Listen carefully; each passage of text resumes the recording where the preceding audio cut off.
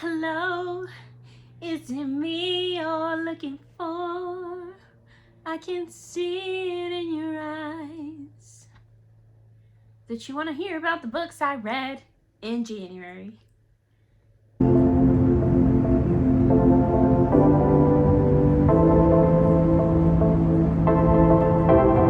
Every month I say I'm going to post more videos and then I don't, but you know what I do always post? Monthly wrap-ups. Hi, welcome back to my channel. Today we are going to talk about, hello, the title, all the books I read in January.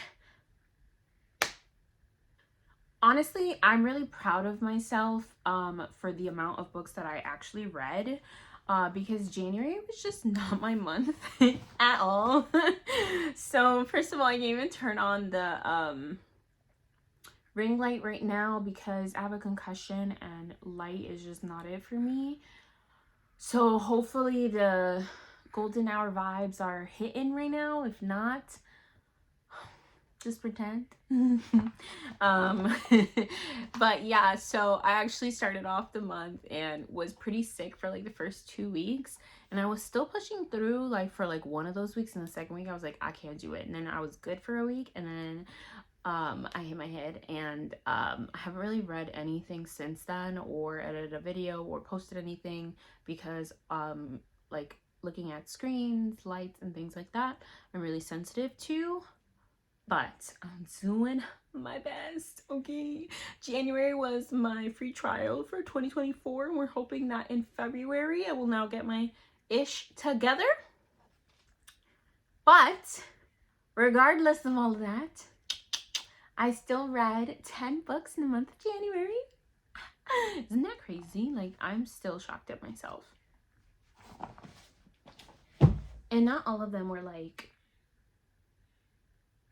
little books or like, you know, the books you use to like cheat on your Goodreads goal a little bit. All right, so in January I read a total of 10 books, and the first book I read was Alice in Borderland Volume 2. I'm gonna group these together. So I read Volume 2, Volume 3, Volume 4. Yeah, 2, 3, and 4. So Alice in Borderland is a manga, and essentially there's the like 3 friends, like life isn't so great, and they are kind of down on their luck. They're in high school, like they're not really getting girls, they're a little sad, you know the vibes. So all of a sudden there's this like big explosion in is it in Tokyo? I think it's in Tokyo. And they find themselves in kind of like an alternate universe. They don't really know where it is, but essentially it is like Tokyo, but it's completely empty. And they encounter like a game, and essentially like in order to stay alive, you must win the game. That's really all I can say, but they are also like, as they're playing the games, like figuring out what's going on with the world, like where are they, is it an alternate universe, is it something else, like are they in the same place but something happened. They're kind of piecing the mystery together, and it's really flipping good. Like every time that I'm like, that was so shocking, like how can they possibly top this, they do. So yeah, I'm really enjoying that series. Volume 9 is coming out in March, so I'm probably gonna try to get through volumes 5, 6, 7, and 8 in February.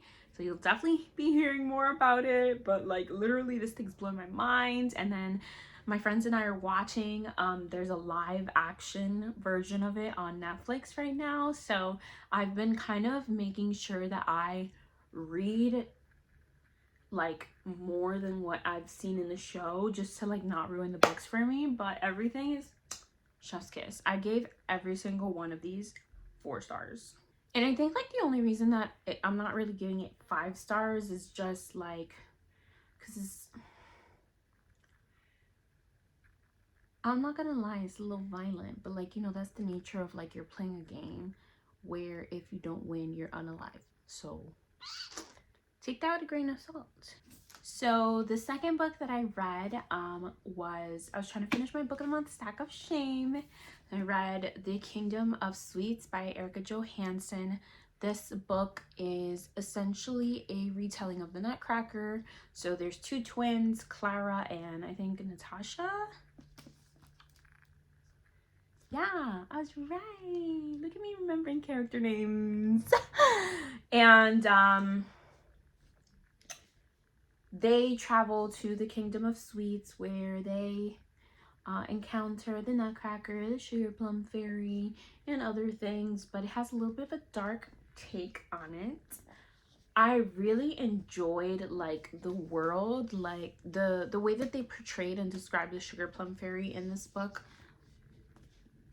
is basically my Roman Empire. I think about it all the time.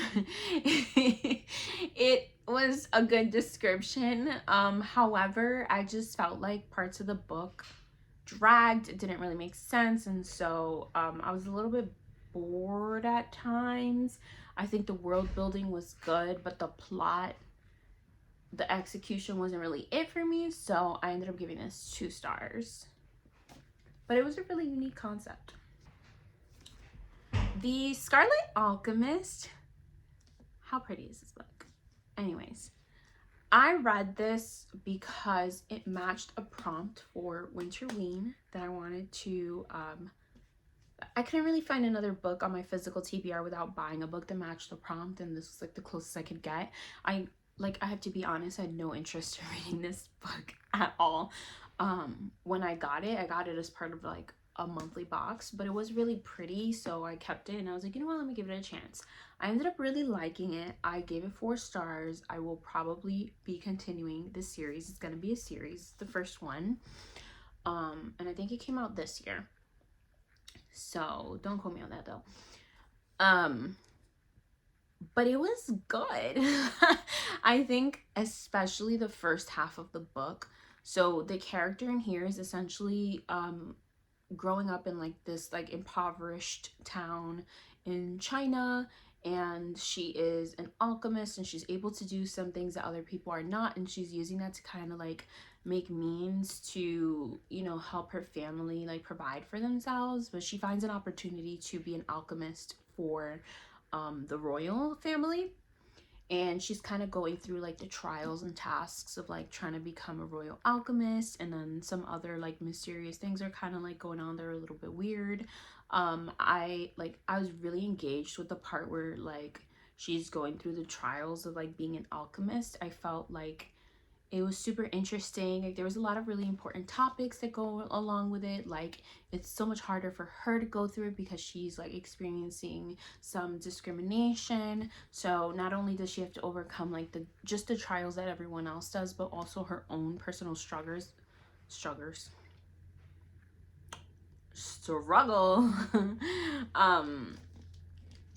Yeah, I thought it was really interesting. I really like the character. I'm liking the little hint of romantasy and excited for the next one. Then I read Nettle and Bone by T. Kingfisher.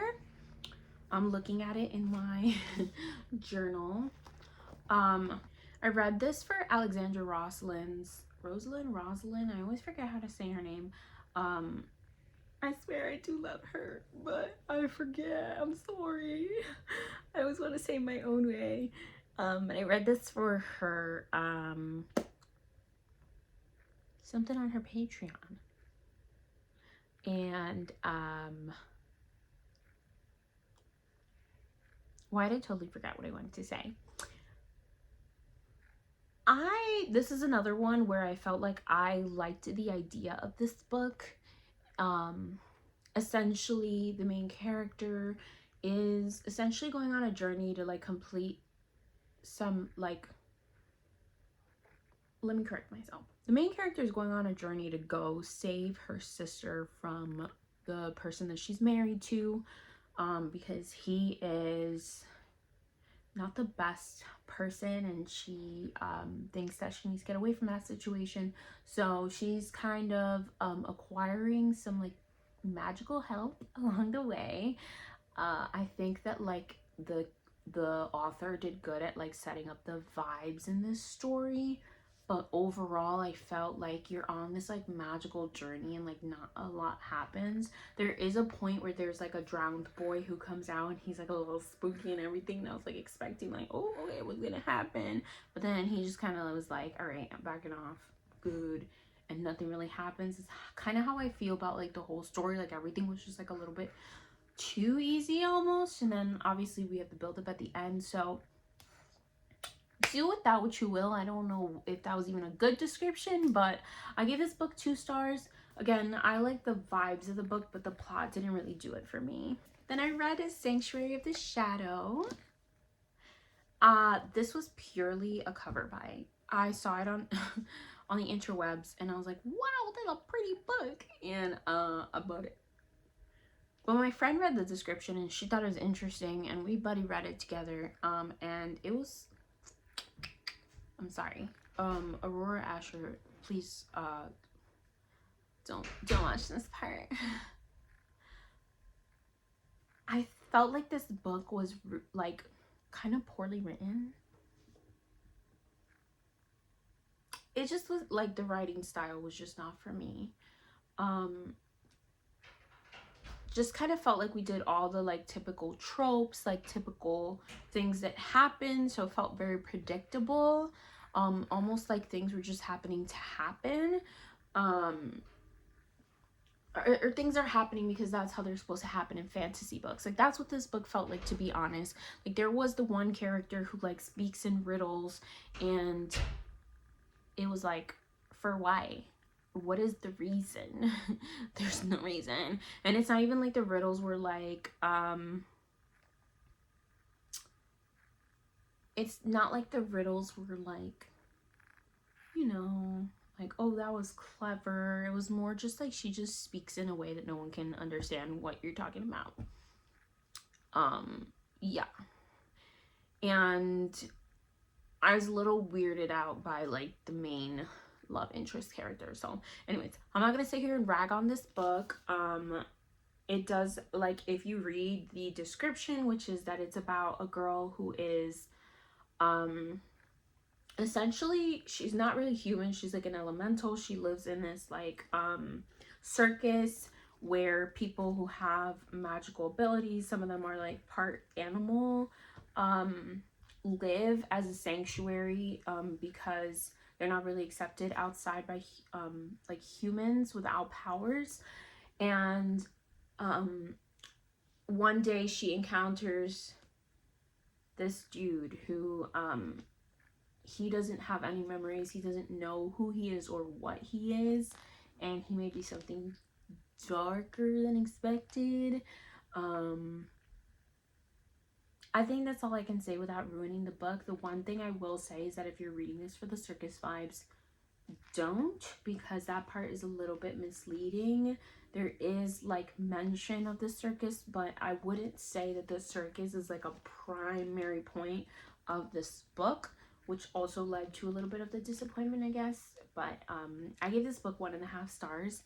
I am still gonna keep it though because it is really pretty. Then I read If I Have to Be Haunted, and that's because I really wanted to buy the Fairy Loot edition. It is so freaking pretty, but I'm not trying to increase the number of books on my physical TBR, so I was like, if I read it first and then buy it, I'm not bringing the number up, right? Bookmap. But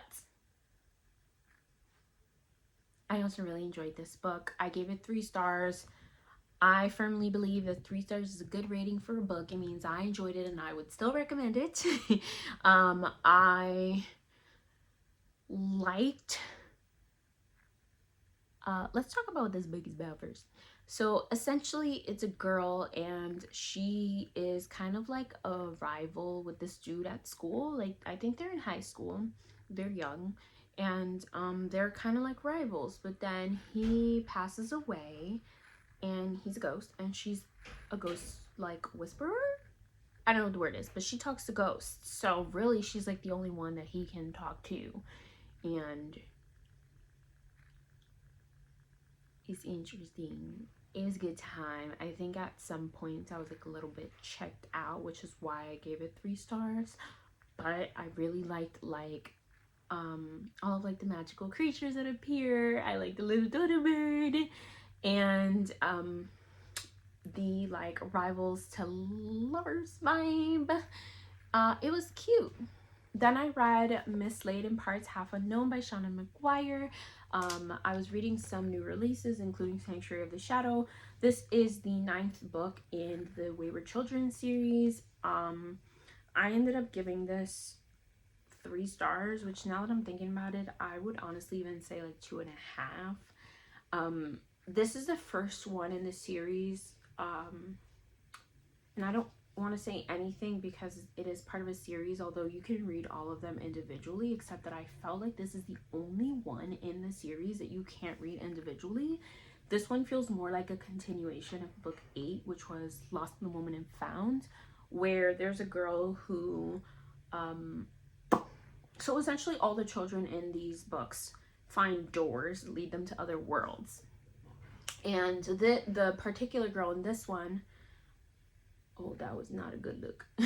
The particular girl in this one, Antsy, she finds a door to a place where lost things go, and this place has kind of like more capabilities than other places where other children go, and so in this one it's kind of like a resolution to what was going on in the previous one, and I just felt really bamboozled by the dinosaurs on the cover because I thought this was going to give heavy dinosaur vibes, and there were dinosaurs, but it was a cameo.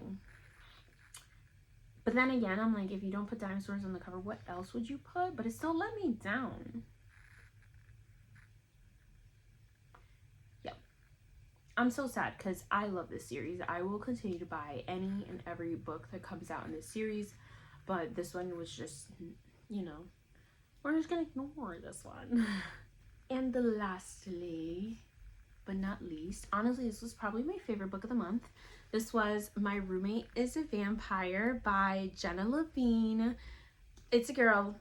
She moves in with a dude and he's a vampire, and it's romance, and it's really cute because she's like teaching him how to live in like the modern world, and there's this one part where she takes him to a party and they discover something about him, and I'm like, that is hilarious.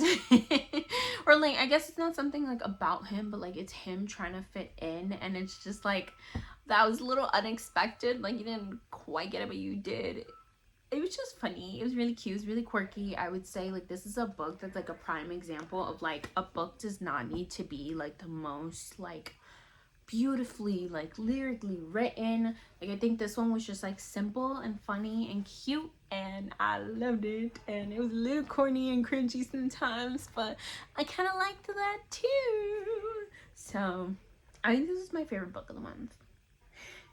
And then I DNF'd 3 books. I only have one of them with me because I already sold the other 2 of my Pango books.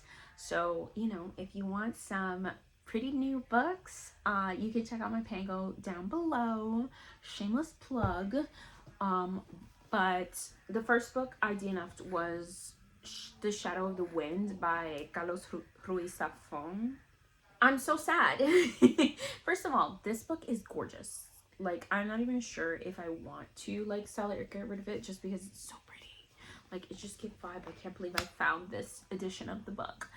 But this is about a boy who essentially, like, some people are burning copies of a book called The Shadow of the Wind, and there's like some odd thing going on with this book and like why they're trying to get rid of all the copies of it, but he has a copy and he's trying to protect his copy. I was just bored. And then I tried to get the audiobook and I just couldn't get into it. I didn't get it. So I was like, you know, it's just not worth it. There's like, you can see there's so many pages in this book. It was gonna take me 5 ever to finish this book. It's like 486 pages, and when you're not enjoying it, it goes too slow. So I just said scratch that. Then I already sold Bright Young Women, so I don't have it on me. but Bright Young Women is about a serial killer, I believe, who targets a sorority in Florida. And this was another book that I tried to give it a chance. I was like 40 pages in and I was like, I'm not really feeling this, but I'm gonna give it a shot. I'm gonna give it till like page 80. But I just felt like I read 40 pages of this book and not much happened, and I felt like the main character was like bothering me. Like, hello girl, but you know, then again, she's going through a traumatic experience, so no judgments. But I wasn't really just like feeling it at all. I think it was like a slow start, and a lot of people have agreed with me that it is a slow start. But I was like, okay, I'm gonna give it till page 80. And then I got to 50 and I was like, I literally can't read this book anymore. So that's unfortunate. It just wasn't for me. The last book I DNF'd was called Zone 1 by Colson Whitehead, I believe. This is a zombie book. That's all I know about it. I don't know anything else. I know people have like post-apocalyptic drama. It was like PTSD, but like post-apocalyptic whatever.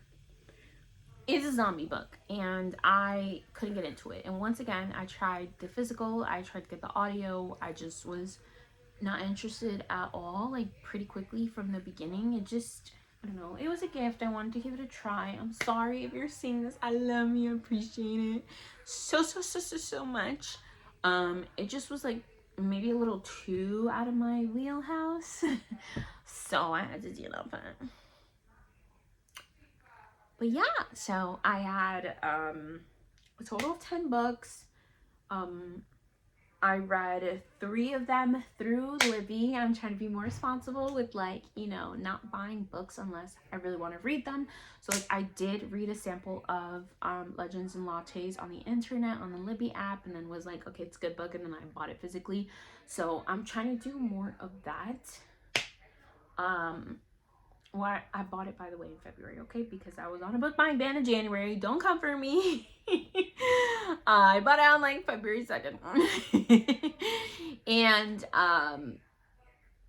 yeah. So, I don't usually read ebooks, but I read 3 of them this month. They were, you know, saving money. We're trying. We're trying out here.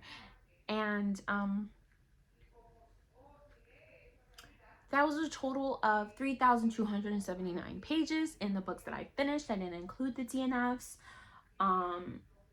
That's it.